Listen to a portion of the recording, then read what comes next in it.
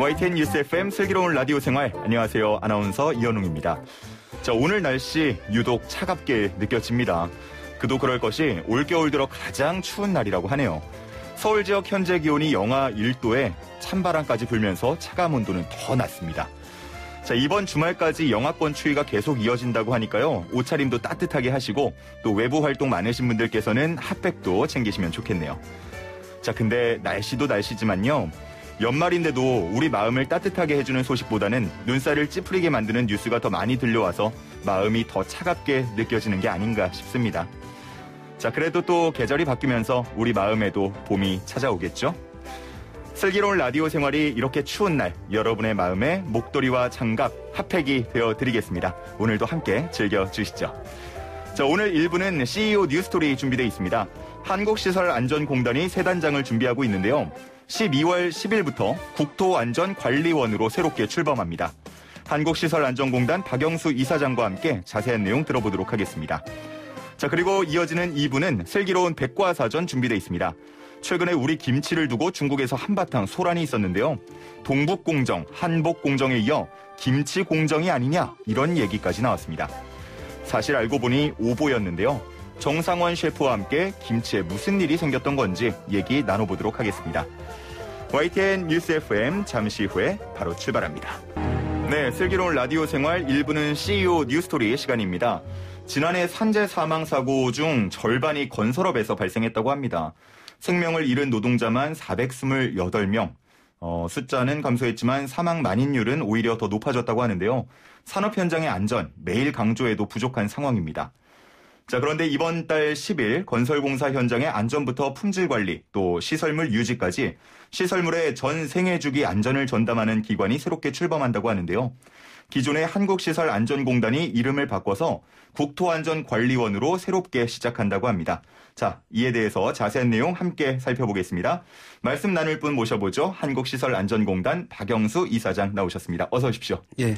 안녕하세요. 네, 제가 앞에 좀 이렇게 좀 요약을 해서 전해드렸는데 어떤 내용이 오늘 말씀을 또 해주실지 많이 기대가 됩니다. 근데 본격적으로 내용 들어가기 전에요. 저희 청취자분들께, 애청자분들께 간단하게 좀 퀴즈 하나 드리고 시작을 할까 해요. 예. 이사장님도 좀 잘 들으셨다가 힌트가 될 만한 내용 좀 말씀해 주시면 좋을 것 같습니다. 자, 문제 먼저 드리겠습니다. 한국시설안전공단이 12월 10일 다음 주 목요일입니다. 새로운 기관으로 새 단장에서 출범하게 됩니다. 이 기관의 이름은 무엇일까요?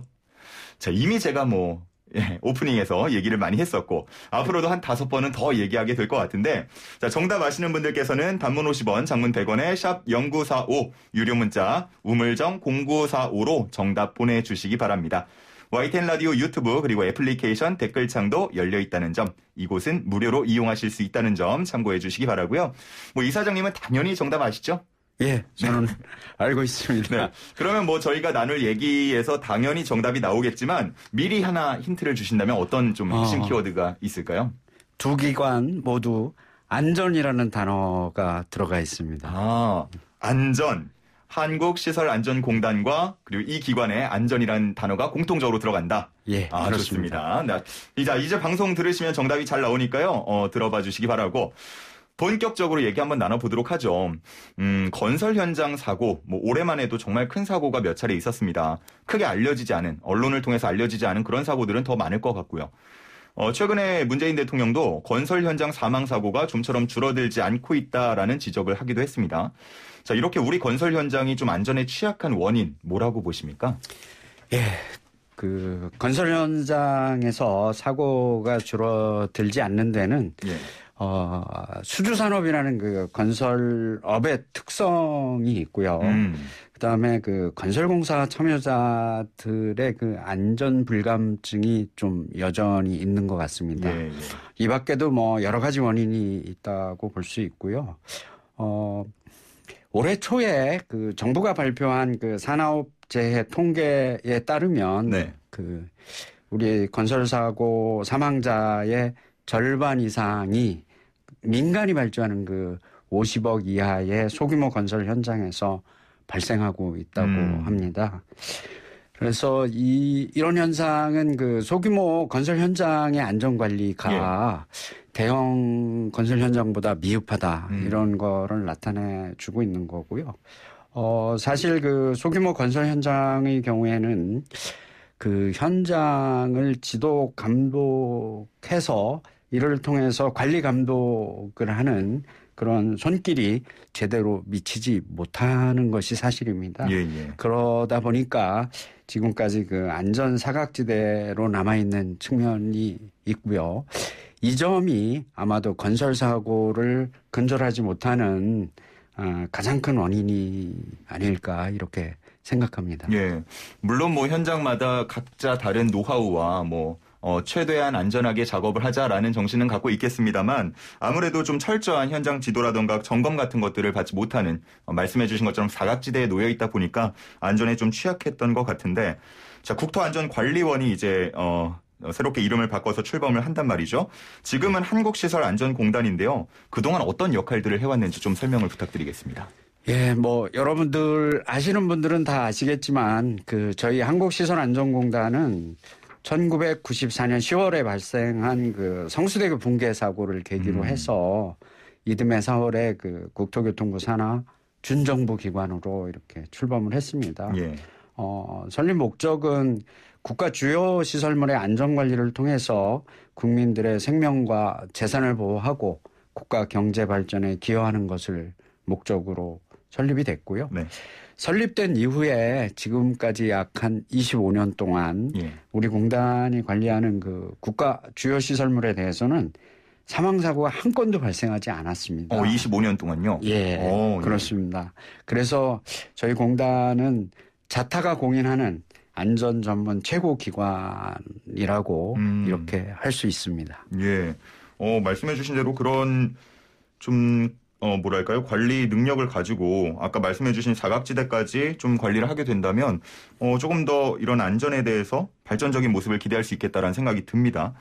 자, 지난 5월이죠. 국토안전관리법 제정 이후에 이제 6개월 만에 출범이 되겠습니다. 좀 구체적으로 어떤 점들이 달라지는지도 함께 설명을 해 주시죠.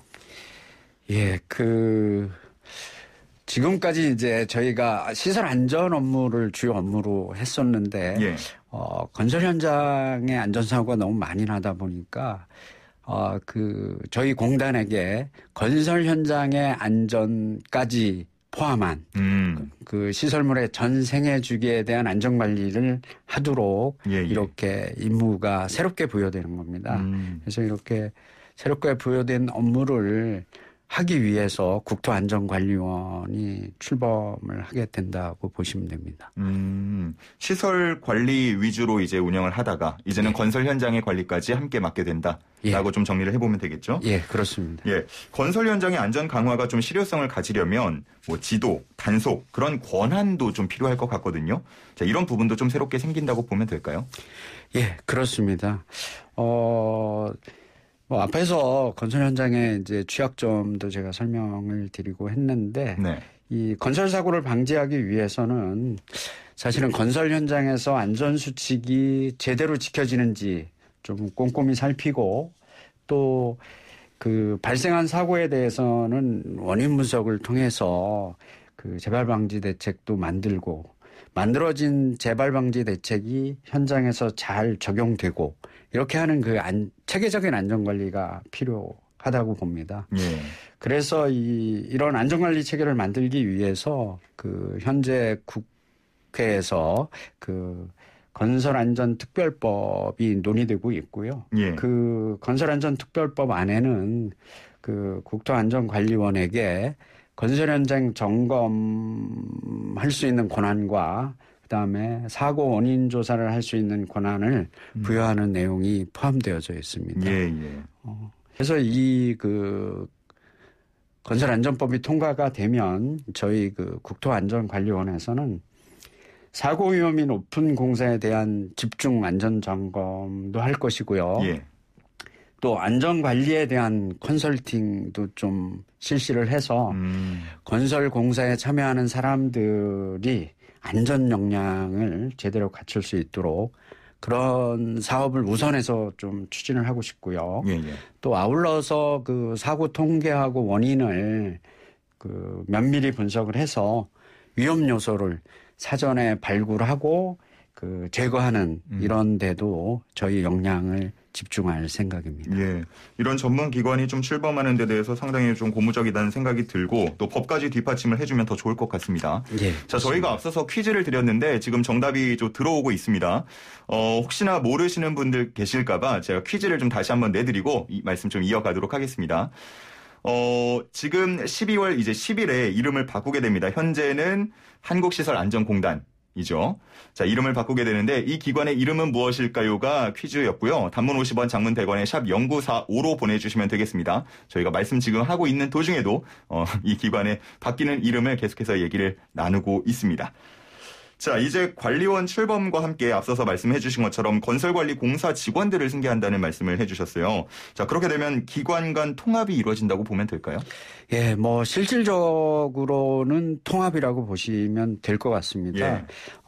그 국토안전관리원법을 제정하면서 그 법에 따르면 한국시설안전공단은 명칭을 변경하고 네. 또 건설관리공사의 직원들을 승계를 해서 국토안전관리원으로 설립한다. 이렇게 명시되어져 있고요. 법의 내용에 따라서 그 한국시설안전공단이 그동안 그 건설공사 현장에서 감리 업무를 하면서 풍부한 현장 경험을 가지고 있는 그리고 노하우를 가지고 있는 한국건설공사의 인력을 승계받아서 건설 현장의 안전 관리를 포함한 그런 그 시설물의 전 생애 주기에 대한 안전 관리를 전담하는 국토안전관리원으로 새롭게 출범하는 것이라고 이해하시면 될 것 같습니다. 예, 정말 뭐 이 전 생애 주기 그 관리를 위해서 좀 전문 인력들도 함께 좀 승계를 한다, 통합을 한다라고 보면 될 것 같습니다. 자, 근데 이런 우려도 있더라고요. 건설 안전에 아무래도 좀 초점을 두고 있다 보니까 뭐 노후화 대비 같은 시설물 안전에 소홀해지는 것 아니냐, 기존에 하고 있던 사업이나 관리 감독들이 좀 줄어드는 거 아니냐 이런 우려도 나오고 있거든요. 이런 건 어떻게 기우라고 보면 되겠습니까? 예, 걱정하지 않으셔도 될 것 같습니다. 그동안 그 한국시설안전공단이 수행해 오던 그 시설안전 업무는 그대로 유지를 하면서 건설공사 직원들을 승계를 해서 예. 건설 안전을 강화하는 것으로 이렇게 건설 안전을 강화해서 국토안전관리원을 설립하는 것이기 때문에 네네. 걱정하지 않으셔도 되고요. 예. 그간 사실은 그 공단이 해오던 그 시설 안전 업무뿐만 아니라 그 새롭게 확대 개편되는 그 건설 현장의 안전 업무도 모두 다 국민의 생명과 재산을 보호한다는 측면에서 봤을 때 직결되는 문제들이기 때문에 저희 공단 또는 국토안전관리원에서는 어느 것 하나 소홀히 할 수 없는 것이라고 생각을 하고 있고요. 네네. 저희 그 국토안전관리원 임직원 모두는 국민들로부터 부여받은 그 안전하고 편리한 국토를 만들기 위해서 항상 최선을 다할 그럴 예정입니다. 예.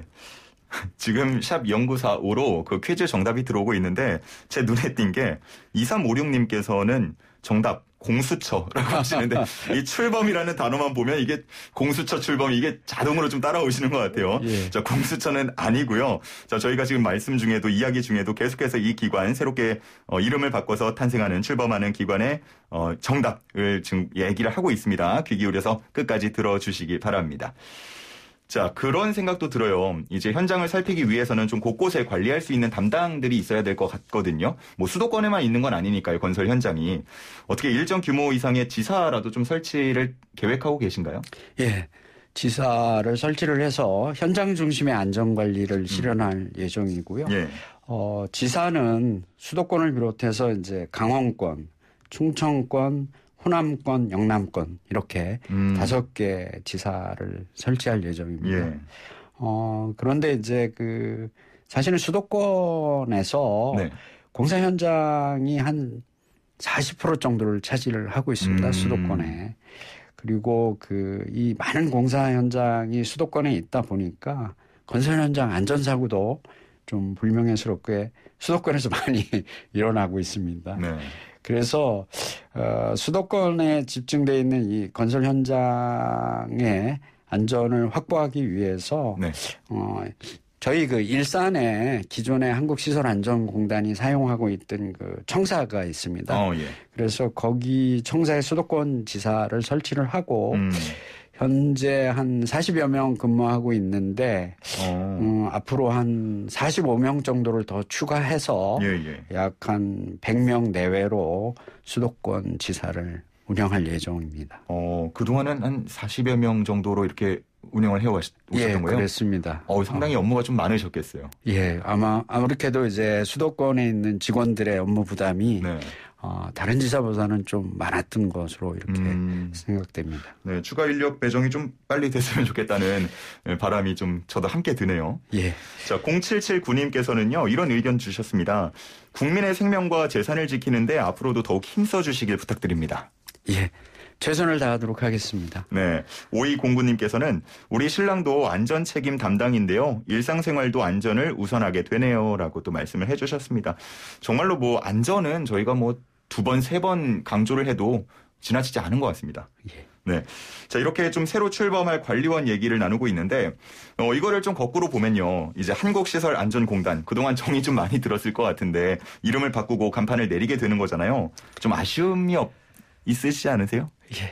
아쉬움이 없다고 말씀드리면 뭐 거짓말일 거고요. 예. 아쉬움이 아마 우리 직원들도 그렇고 저도 사실 많습니다. 많고요. 한국시설안전공단이 지난 25년 동안 이 업무를 하면서 네. 그 국가 주요 시설물의 그 안전 관리에 최선을 다해 왔고요. 앞에서 말씀드린 것처럼 뭐 그 사고도 한 건이 없었습니다. 그래서 나름의 자부심을 갖고 있고요. 또 그동안 그 처음에 시작한 업무에서 뭐 지진 안전이라든지 아니면 지하 공간의 안전이라든지 이렇게 계속 업무 영역도 확대 발전시켜 왔습니다. 네.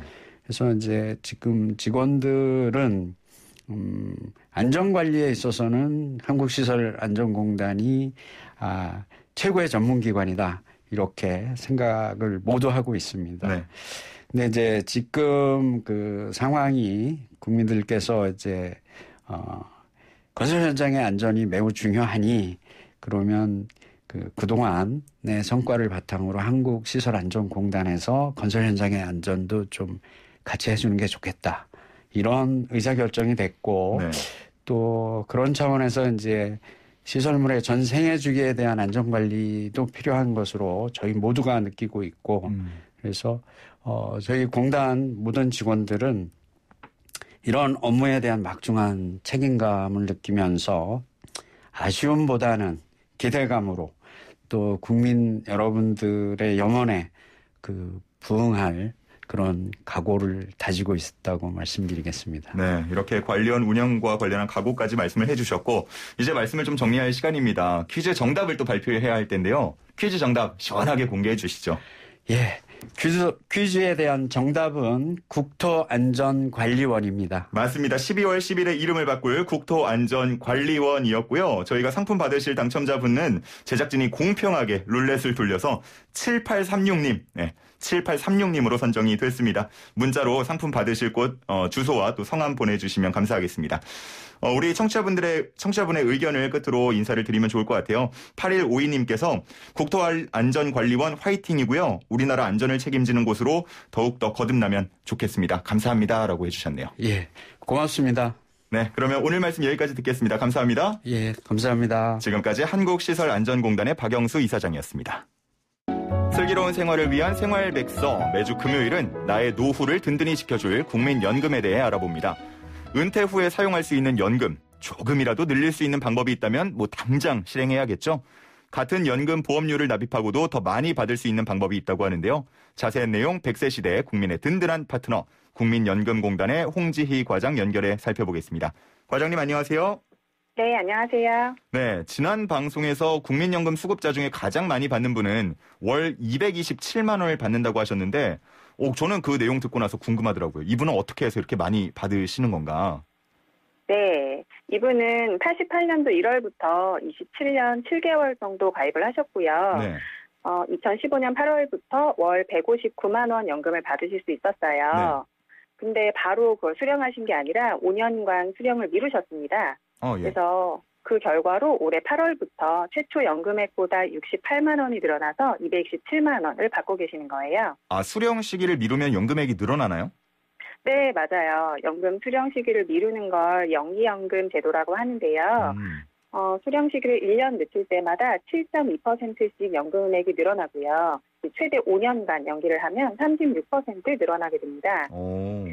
예, 그래서 연금을 늦게 받는 만큼 연금액이 늘어나지만 그 기간 동안은 연금을 받지 못하시잖아요. 그렇죠. 그래서 신청을 원하시는 분들은 본인의 소득이나 경제 상황, 또 건강 상태 이런 걸 고려해서 신중하게 결정하시면 좋겠습니다. 예, 본인 상황에 맞춰서 연금을 좀 연기해서 수령 시기를 미루는 것도 좋다라는 말씀을 해주셨고, 네. 이렇게 연기 연금 외에도 연금액을 좀 더 많이 받을 수 있는 방법은 없을까요?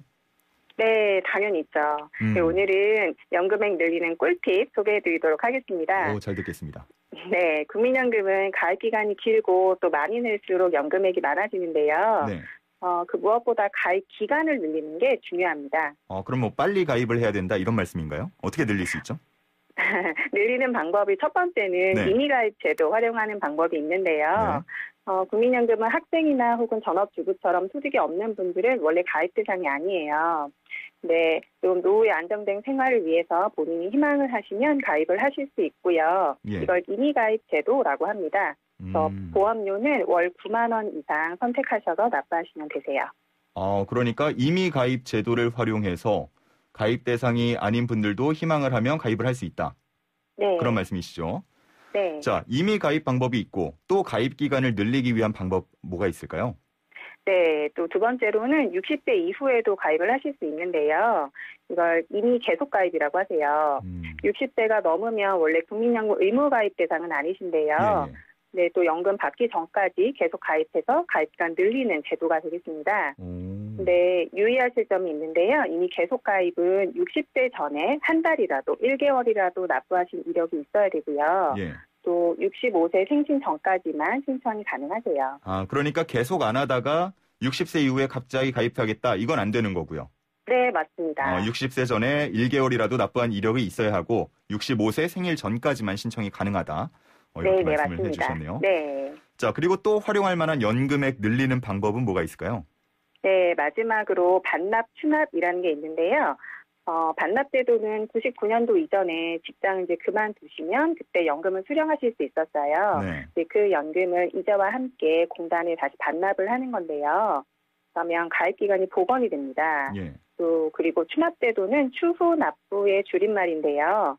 실직이나 사업 중단 이런 걸로 소득이 없어서 보험료를 낼 수 없었던 기간에 대해서는 또 나중에 납부하실 수 있을 때 보험료를 낼 수 있도록 하는 제도입니다. 예. 그래서 추가로 보험료를 납부하시면 그만큼 가입 기간으로 인정돼서 연금 수령액이 늘어나게 되는 겁니다.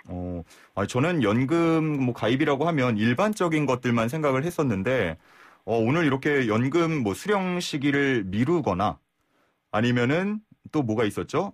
임의 가입 제도를 활용하거나 네. 아니면 임의 계속 가입을 하면 된다. 네네. 그리고 반납과 추납을 활용하면 연금액을 늘릴 수 있다. 이런 꿀팁을 네. 주셨습니다. 네.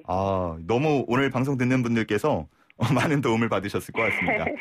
자, 네, 오늘 감사합니다. 말씀은 여기까지 듣겠습니다. 감사합니다. 네, 감사합니다. 네, 지금까지 100세 시대 국민의 든든한 파트너 국민연금공단의 홍지희 과장과 함께했습니다.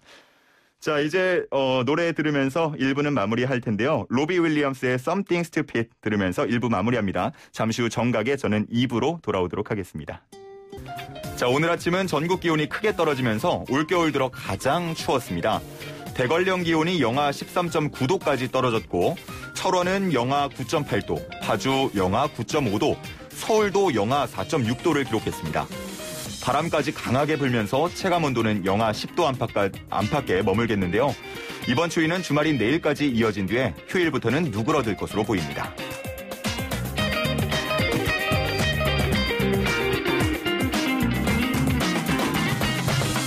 네, 두 번째 숫자는 1000입니다.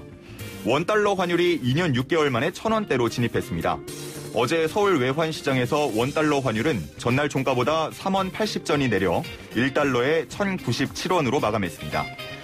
오늘 오전에도 계속해서 하락세를 보이면서 1080원대까지 떨어진 모습을 보이고 있는데요. 종가 기준으로 1,000원대에 진입한 것은 2018년 6월 15일 이후 처음입니다. 달러 약세 흐름은 한동안 지속될 것이라는 전문가들의 전망이네요.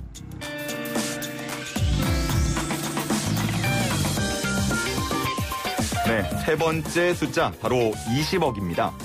국회가 통과시킨 새해 예산 558조 원이었죠. 3차 재난지원금 등 쓸 돈이 많아졌다는 이유로 총액은 정부 원안보다 되려 2조 2천억 원 늘었다고 하는데요. 자, 그런데 늘어난 면면을 보면 실세 의원들의 지역구 챙기기로 볼 법한 예산이 적지 않았다고 합니다. 국회 예산심사를 총괄한 예결위원장 민주당 정성호 의원 지역구인 경기 양주에는 교외선 운행 재개를 위해 정부 원안에 없던 40억 원이 배정됐고요. 예결위 국민의힘 간사인 추경호 의원은 지역구인 대구 달성 노후 산업단지 개발 등에 예산 20억 원가량을 추가로 챙겼습니다. 이 밖에도 국민의힘 주호영 원내대표 지역구인 대구 수성구의 21억 원 증액, 민주당 김태년 원내대표 지역구인 경기 성남의 국도 연결 등에도 10억 원이 증액됐습니다. 이거 설마 실세라고 예산 팍팍 밀어준 건 아니겠죠? 자, 부디 코로나19 피해 극복을 위해서 쓰여질 거라고 믿어보겠습니다.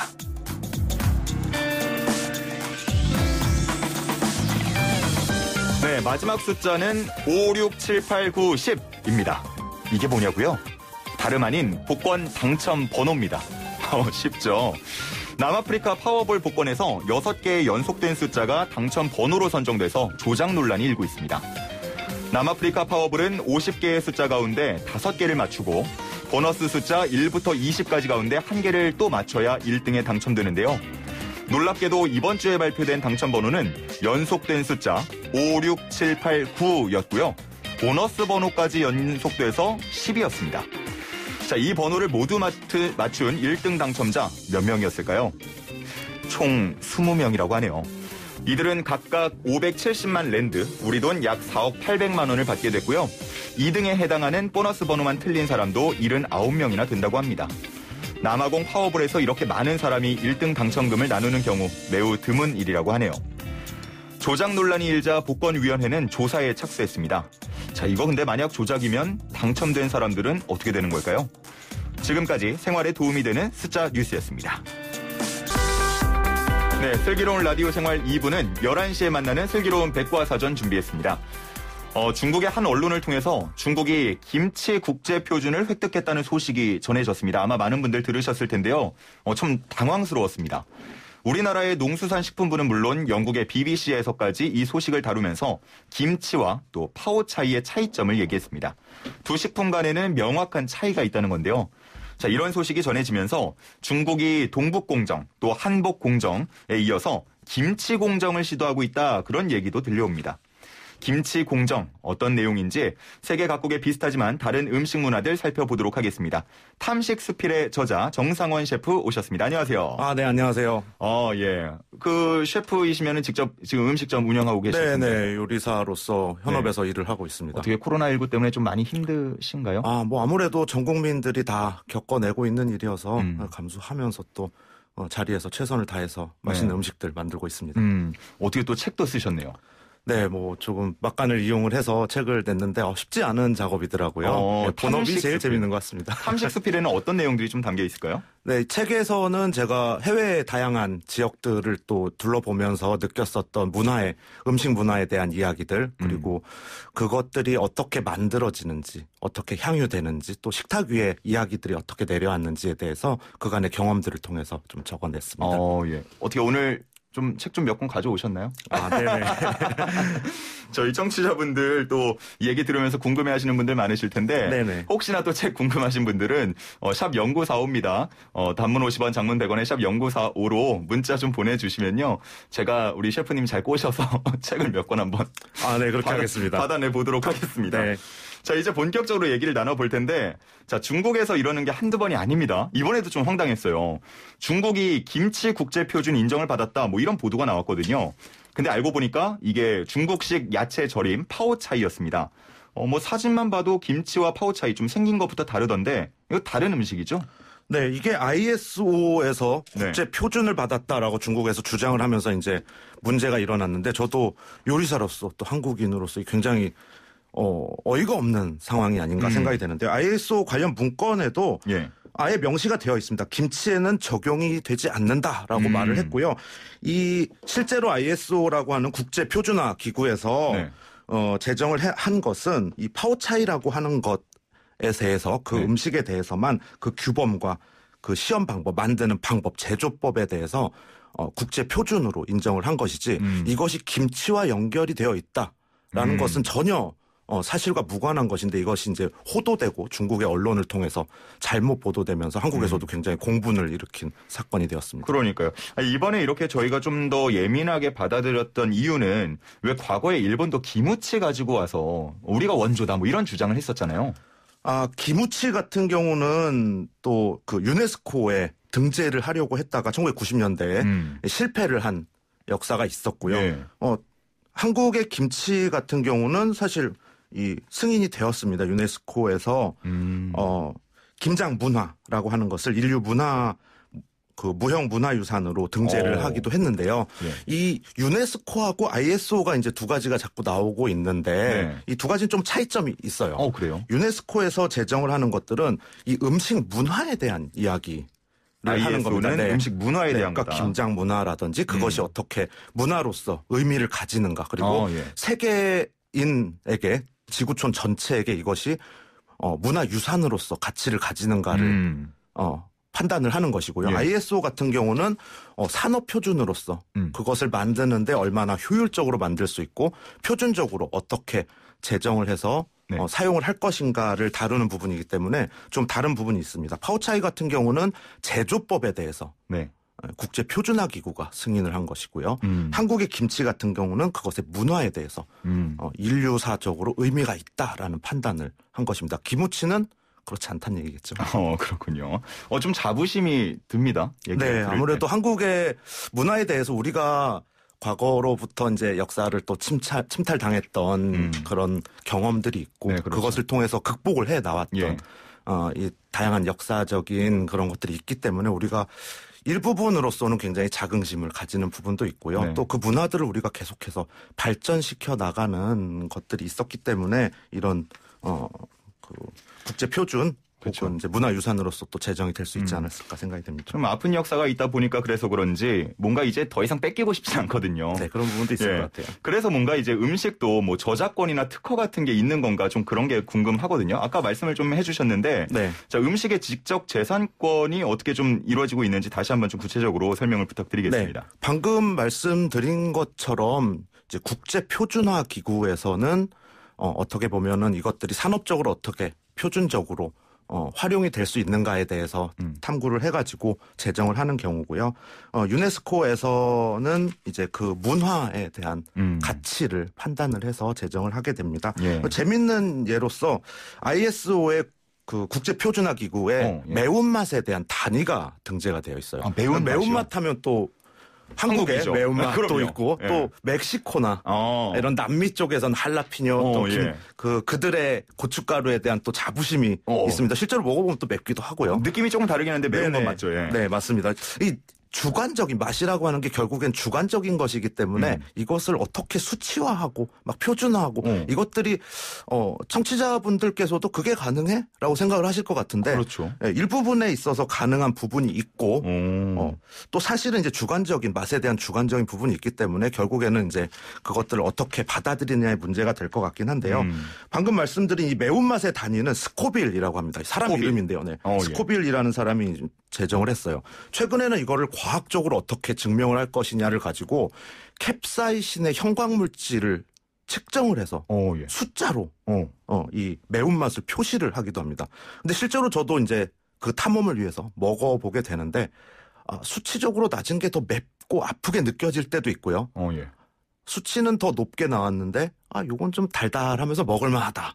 이렇게 그래요? 느껴지는 경우도 있습니다. 그것이 개인적인 경험들, 우리가 갖고 있는 매운맛에 대한 역치가 또 다를 수도 있을 것 네. 같고요. 이국적인 다른 나라의 매운맛을 먹었을 때 난감한 매운맛들이 좀 더 그렇죠. 강하게 느껴지는 경우도 있을 것 같은데 우리나라 청양고추 같은 경우는 이 스코빌 단위로 한 4,000에서 1만 스코빌. 그럼 정도. 높은 건가요? 어떻게? 한 중간 정도로 그래요? 보통 오. 보이고요. 할라피뇨가 한 8,000대 정도가 나옵니다. 제일 높게 나온 게 인도 고추인데 이게 100만 1,304. 그럼 청양고추보다 100만 배 청양고추가 100배. 이제 100배 정도 맵다라고 표시가 되고 있습니다. 네. 근데 이게 말씀드린 것처럼 주관적인 맛의 기준이 또 다르기 때문에 어떻게 느끼느냐는 각자의 몫이 아닐까 결국엔 생각이 됩니다. 그러니까 사실 음식점 가면 저희가 뭐 매운맛 정도를 표기할 때 이제 네. 뭐 고추가 1개 달려 있냐, 3개 달려 있냐 네네. 이렇게 그림으로 표시하고 네. 약간 셰프의 그 주관적인 그런 취향에 의해서 결정이 되는 것 같은데 이게 표준이 그래도 있긴 있네요. 네, 스코빌. 그래서 국내에서 나오는 고추장도 지금은 이 스코빌 단위로 방금 말씀하신 고추가 1개 그려져 있고 2개 그려져 있고 3개 그려져 있고가 이 수치를 가지고 어디에서부터 어디까지 포함됐느냐를 가지고 그러니까 이렇게 하게 되면은 방금 ISO에서 만드는 이런 국제 표준들이 예. 적절하게 전 세계적으로 작동을 해서 오. 우리의 고추장도 그 표준을 이용을 해서 이건 좀 순한 맛이다라고 표현을 할 수도 있고요. 매운 예. 맛이 강하다라고 표현을 할 수도 있을 것 같습니다. 근데 단위가 좀 크긴 크네요. 뭐 4, 5, 6 이런 게 아니고 네네. 4천에서 1만, 뭐 100만 이렇게 하니까 단위가 상당히 좀 크게 느껴집니다. 9223님께서 얘기를 들으시면서 정 셰프님 책 재밌게 읽었어요.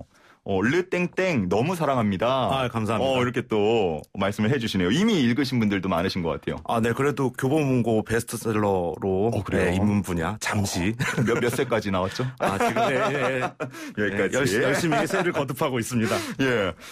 정말 책을 이미 읽으신 분들도 많으시고 5374님께서는 저 책 받아보고 싶어요. 아내가 자격증 없이 요식업 주방에서 일하는데 모두 맛있다고는 한대요. 근데 책 보고 공부를 좀 더 하고 음식을 만들어 보라고 추천하고 싶습니다. 이렇게 하셨네요.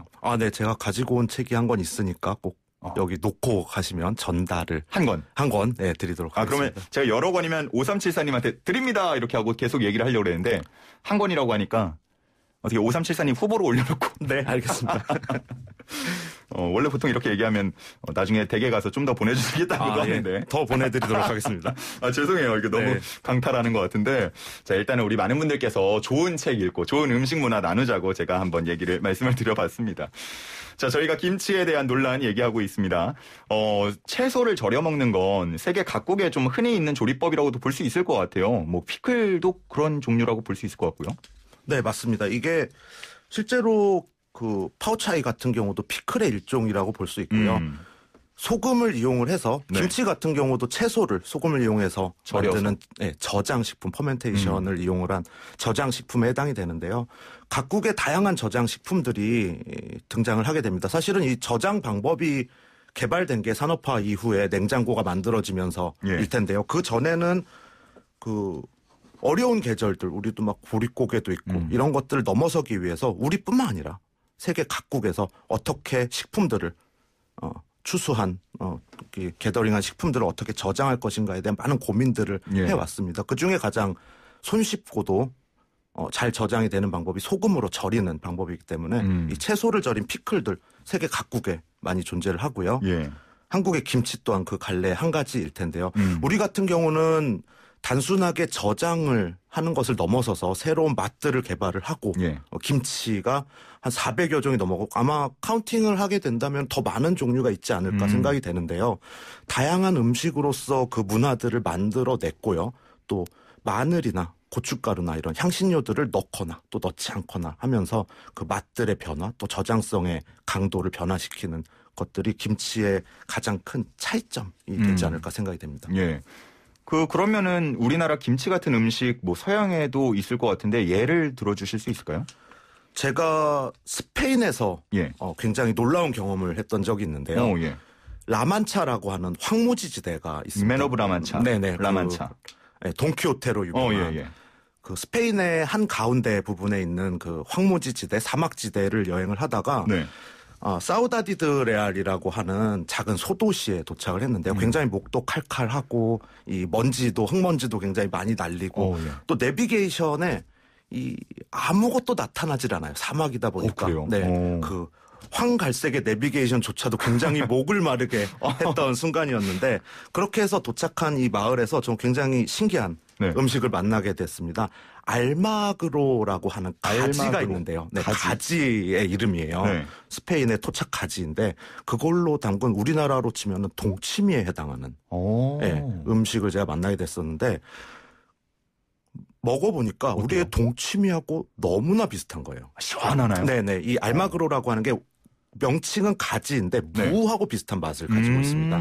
우리 달랑무 정도 크기의 이제 무인데요. 예. 이 무를 가지고 소금으로 절여서 네. 염장을 해서 담근 물김치에 해당하는데 오. 스페인 같은 경우는 남미 쪽을 지배를 하면서 남미의 문화가 또 스페인으로 들어오는 예. 경향들이 굉장히 강했었는데 그리고 또 아랍하고의 이런 역사적인 관계들 때문에 다양한 문화들이 이제 용광로처럼 녹아 들어간 곳이 스페인인데요. 네.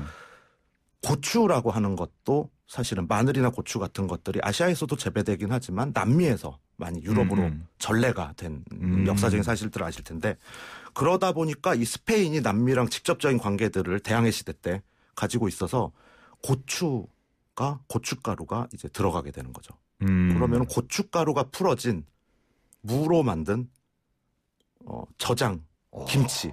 그러니까 맛을 상상을 해보면 우리 동치미랑 굉장히 비슷하다. 너무 궁금해요. 네, 굉장히 놀랍게도 비슷했고요. 더 놀라웠던 것은 까수엘라라고 하는 네. 그 질그릇이 있습니다. 스페인이 자랑하는 질그릇인데 우리도 질그릇에 독에다가 장독에다가 김치를 담아서 네네네. 땅에다 묻게 되는데요. 네. 이 이유가 이 독이 숨을 쉰다라고 말을 하는데 이 질그릇에 있는 작은 그 구멍들이 구멍? 네. 이 호흡을 그 미생물들의 호흡을 도와주게 되는데요. 이 스페인이 까수엘라라고 음식의 이름이기도 해요. 까수엘라 그릇에 담은 음식의 이름이기도 한데 이 까수엘라라고 하는 질그릇이 굉장히 발달을 했기 때문에 이 동치미가 시원한 우리가 생각하는 잘 발효된 맛이 나고요. 이걸 또 땅에다 묻어요. 지금도 묻습니다. 그래요? 예, 그래서 스페인의 가정집에 가면은 저한테 이거 먹을 수 있겠어? 라는 표정으로 내주는 거예요. 하지만 먹어보면 우리도 이거 원래 먹는 거다. 네. 라만차에 동치미와 비슷한 음식이 있다. 네네. 이거 좀 신기하고 우리나라에서는 이거 맛볼 수 있는 데가 없죠. 국내에서는 없는 것 같아요. 이 재료들도 구할 수가 없는 것이고 굉장히 현지에 토착화된 특이적인 음식입니다. 또 못 먹는 걸 말씀해 주시니까 너무 궁금합니다. 자, 이렇게 스페인 먼 나라에도 우리와 비슷한 음식이 있다고 하는데 인접 국가에서 음식 전쟁은 좀 세계 어디에서나 있을 것 같아요. 네네. 우리나라 뭐 김치, 기무치 뭐 이런 거 파오차이 말고 또 다른 예시도 있을까요? 대표적으로 우리나라 언론에도 많이 보도가 되었던 것 중에 하나가 러시아하고 네. 우크라이나에서 일어났었던 보르시. 저는 네. 처음 들었어요. 이 보르시라고 하는 것은 비트를 넣어가지고 만든 빨간색 스튜인데요. 이 동유럽 국가들이 우리하고 비슷하게 국문화가 많이 발달했습니다. 춥기도 하고요. 이 시간적으로 굉장히 조금 낯선 시간을 그들이 좀 살아가는데요. 어떻게 되냐면은 파리 표준시를 사용을 하는 동유럽 국가들이 굉장히 많아요. 그러니까 결국에 어떻게 되냐면 밤이 굉장히 길고요. 그러겠네요. 네, 아침이 좀 빠르게 네. 이렇게 되는데 밤이 길다 보니까 또 그들이 독주, 보드카 같은 술도 많이 마시고 아침에 또 해장을 해야 되는 이런 부분들이 있어서 국문화가 굉장히 발달을 하게 되고 또한 그 몽골이 네. 동쪽으로는 고려까지 그리고 또 서쪽으로는 유럽까지 대제국을 이루었던 시절이 있는데 그 당시에 몽골의 국문화가 양쪽으로 또 펼쳐졌던 역사적인 이유가 있기 때문에 이 스튜 그들의 이야기로는 스튜 우리로는 국이 굉장히 많이 발전을 합니다. 그 자기네들의 채소인 빨간색 비트를 가지고 이제 묵국을 끓이게 되는 게 보르시인데요. 과거에는 이제 그 소비에트 연방이었었던 소련의 그 다양한 나라들에서 전부 다 이 보르시를 먹었습니다. 근데 우크라이나가 특히나 자기네들이 보르시의 종주국이다라고 하면서 우크라이나의 한 요리사가 SNS에 이것을 올리게 돼요. 이것을 전쟁을 선포한 거네요. 전쟁을 선포를 한 거죠. 네. 그래서 이 러시아에서 아니다. 이것은 뭐 러시아뿐만 아니라 벨라루스, 폴란드, 리투아니아, 루마니아 같은 동유럽 국가에서 보편적으로 먹는 음식이지 우크라이나의 음식은 아니다라고 정부가 또 공격을 하고요. 거기에서 우크라이나 정부는 또 이것은 뭐 1548년에 유럽에서 온 관광객의 노트에서도 발견이 되는 우크라이나만의 음식이다라고 하면서 결국에 답을 찾지는 못하겠죠. 그렇죠. 이런 문제가 발생한 것도 잘 아시겠지만은 이 러시아하고 우크라이나 같은 경우는 크림반도를 중심으로 해서 또 그렇죠. 이 병합이 되고 민족주의적인 문제들이 생기고 그 여러 가지 논쟁의 일환으로서 음식 문화도 또한 이 전쟁에 참여하게 된 게 아닐까 생각이 됩니다. 야, 이렇게 진짜 얘기를 듣고 나니까 음식이 문화라는 얘기를 사실 뭐 저 같은 그냥 일반 뭐 먹는 사람 입장에서는 뭐 그렇게 귀 기울여 듣지 않다가도 얘기를 듣다 보니까 너무 흥미롭고 네. 재밌어지고 이렇게 상에 올라오는 그냥 반찬 하나 혹은 음식 하나에도 다양한 얘기들이 숨어 있구나 이런 생각이 좀 듭니다. 자, 이제 마지막으로 우리나라는 왜 한상 가득 차리는 문화를 대접한다고 이렇게 얘기를 많이 하잖아요. 네네. 근데 뭐 외국 같은 경우 보면 코스 요리 같은 게 많이 나옵니다. 뭐 우리나라도 이제는 코스를 또 따라가는 것 같기도 하고 이렇게 문화적으로 어떤 차이가 있는지 좀 설명을 부탁드릴까요? 말씀하신 것처럼 서양의 음식 문화는 코스 형식으로 전개가 되고요. 한국의 음식 문화는 어떻게 보면 상차림처럼 한 상에다가 한 식상을 이렇게 차리게 되는데요. 결국에는 그 식탁 위에 어떤 이야기들이 내려앉을 것인지 또 어떤 맛을 또 전달을 할 것인지에 대한 고민에 해당하지 않을까 생각이 됩니다. 그 음식들을 만드는 과정들은 결국에 식탁 위에서의 이야기를 위한 것이니까요. 이 김치 같은 경우도 계속 오늘 주제가 김치다 보니까 이런 논쟁이 생긴 것도 김치 자체가 굉장히 우수한 문화의 유산이기 맞습니다. 때문에 세계적인 유산이기 때문에 예. 그 가치가 없다면 문제가 발생하지 않을 것 같고요. 프랑스도 또 음식 문화로 굉장히 유명한데 이 프랑스 같은 경우는 구드 프랑스라고 하는 세계적인 그 전 세계에서 일어나는 행사들을 통해서 자기네 문화의 우수성, 음식 문화의 우수성을 알리는데 그들 같은 경우는 어떤 뭐 달팽이 에스카르고라든지 라따뚜이 같은 단일 제품에 대한 것이 아니라 자기네들이 가지고 있는 프랑스 문화, 음식의 문화들 그것을 향유하는 즐거움에 대해서 알리려고 하는 경향이 또 있습니다. 예. 전체적인 문화가 계속해서 이어져 나가고 새로운 문화들이 만들어져 가고 하는 것들이 또 음식에서도 필요하지 않을까 생각이 듭니다. 예. 유튜브 보이는 라디오에서 저희 프로그램 슬기로운 언어 생활의 출연자이신 신지영 교수님께서 네. 또 글을 남기셨네요. 정상원 셰프님, 슬기로운 라디오 생활이 슬기로운 식탁까지 책임을 지네요. 라고 하시는데 우리 신지영 교수님하고 아시는 사이인가요? 네. 책의 추천사를 또 그래요? 써주셨기도 하고요. 책을 내는데 1등 공신이시기도 합니다. 오늘 또 이렇게 방송 함께 해주셔서 감사합니다. 네. 3267님께서는 저는 은퇴 후에 소박한 나만의 메뉴로 식당을 해보고자 공부하고 있는 55세 가장입니다.